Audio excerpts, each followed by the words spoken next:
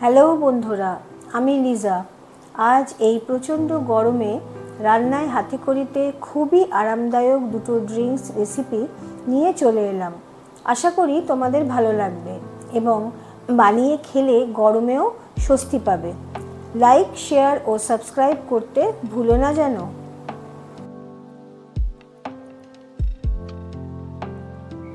আজকে গরমে খুব আরামদায়ক একটা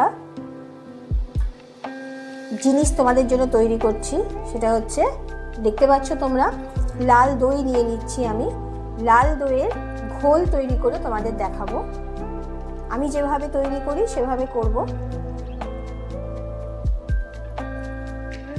আমি বাজার থেকে কিনেই এনেছি লাল দই, আমি বাড়িতে পাতিনি।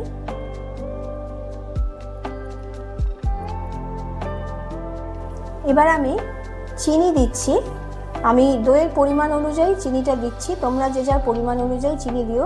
তবে যেহেতু এটা মিষ্টি দই, লাল দই মিষ্টি দই নিয়েছি, তাই জন্য বেশি চিনি কিন্তু আমি এখানে দেব না।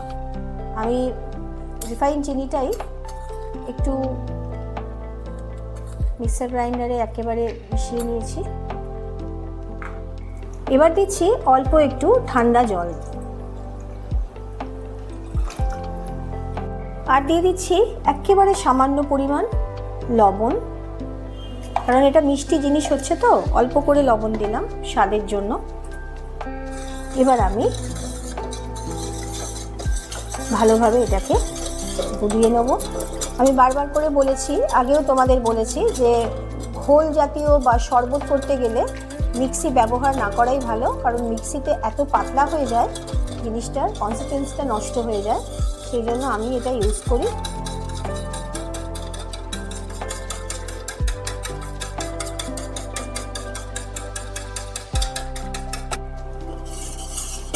দইয়ের ওপরে যে মাটাটা পড়ে, যে সরটা থাকে, সেই সরটা আমি আলাদা করে রেখে দিয়েছিলাম, পরে মিশিয়েছি।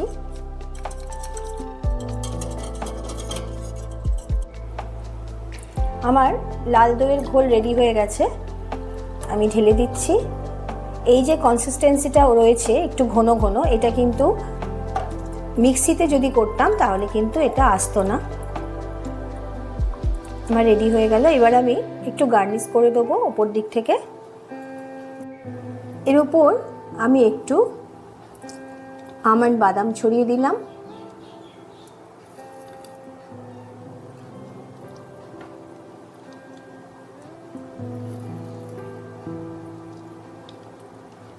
আর দিচ্ছি কাজু ভেঙে একটু ছড়িয়ে দিলাম। এই গরমের দিনে এই লস্যি খেতে বা ঘোল খেতে, আমাদের বাঙালিদের ঘোল বলি আমরা, কিন্তু দারুণ লাগে যাই বলো। আমি বরফ কুচিটা দিলাম না এই কারণে, বরফ কুচিটা এত গরমের মধ্যে বরফ কুচিটা দিলে সাথে সাথে একটু ঠান্ডা লাগার ব্যাপার থাকে।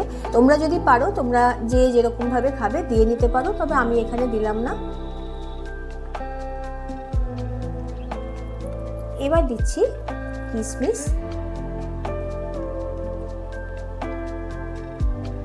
এই আমার রেডি হয়ে গেল লাল দইয়ের ঘোল। আর একটা শরবত তোমাদের দেখিয়ে দিচ্ছি, পাকা আমের শরবত। আগে যেটা দইয়ের ঘোলটা দেখিয়েছি, এখন তোমাদের পাকা আমের শরবত দেখাচ্ছি। 3টে পাকা আম নিয়ে নিয়েছি, এগুলোর একটু কাঠটা বার করে নিতে হবে। একেবারে পাকা আম, সেই জন্য অতটা অসুবিধে হচ্ছে না। এবার আমি একটু চালনি এনেছি, ওই চালনির মধ্যে কাঠটাকে ভালোভাবে বের করে নেব, যাতে কোনো রকম আঁশ না থাকে।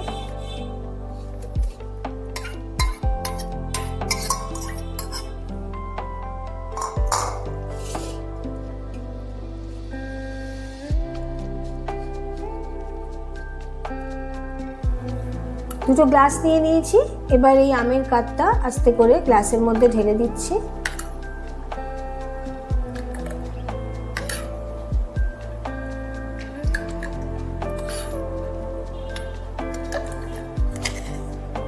এবার একটু রিফাইন চিনির গুঁড়ো দিয়ে দিচ্ছি এর মধ্যে। আম যদিও মিষ্টি, তবু আমি একটু দিয়ে দিলাম, তাতে স্বাদটা ভালো হবে। এবার একটু গুলিয়ে নিচ্ছে।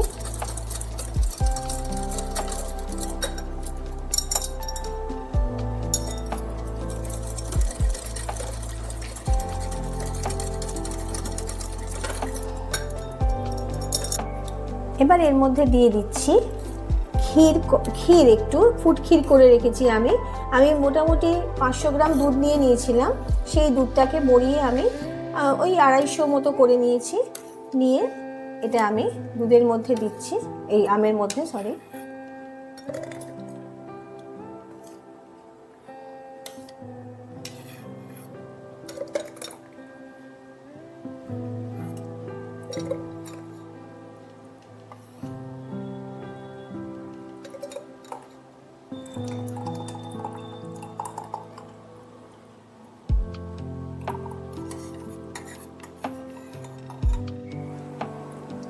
আমি আবার একটু চিনি দিয়ে দিলাম।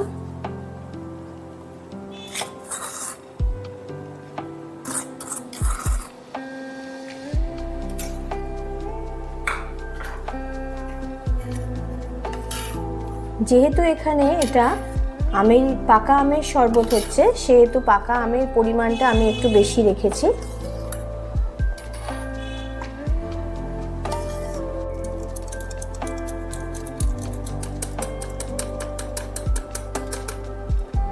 ক্ষীর আর দুধটাকে আমি ভালোভাবে মিশিয়ে নিচ্ছি, ক্ষীর আর আমটাকে।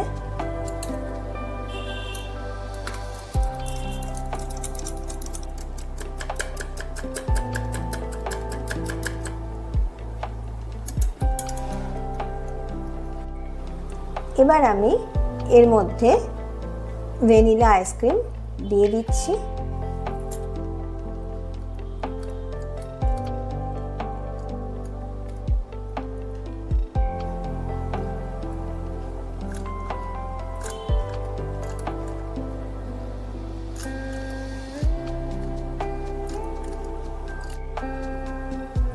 এবার আমি ওপরে গার্নিশিং এর জন্য ছোট ছোট করে কেটে রাখা আম এর মধ্যে দিয়ে দিচ্ছি। এই রেডি হয়ে গেল আজকে আমার পাকা আমের শরবত। তোমাদেরকে আমি দু রকম শরবত আজকে দেখিয়ে দিলাম, একটা হচ্ছে লাল দইয়ের ঘোল আর এটা হচ্ছে পাকা আমের শরবত।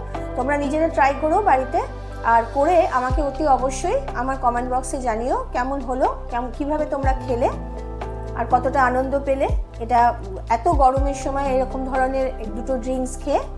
আর যারা নতুন আমার চ্যানেলে এসছো তারা তো অবশ্যই দেখবে এবং এটা বানিয়ে খেয়ে আমাকে অতি অবশ্যই আমার কমেন্ট বক্সে জানিও, আর সাথে লাইক আর শেয়ার করো। আজকের মতন এটা রইলো, এর পরের দিন আর একটা নতুন রেসিপি নিয়ে তোমাদের সামনে চলে আসবো। আজকের মতন টাটা।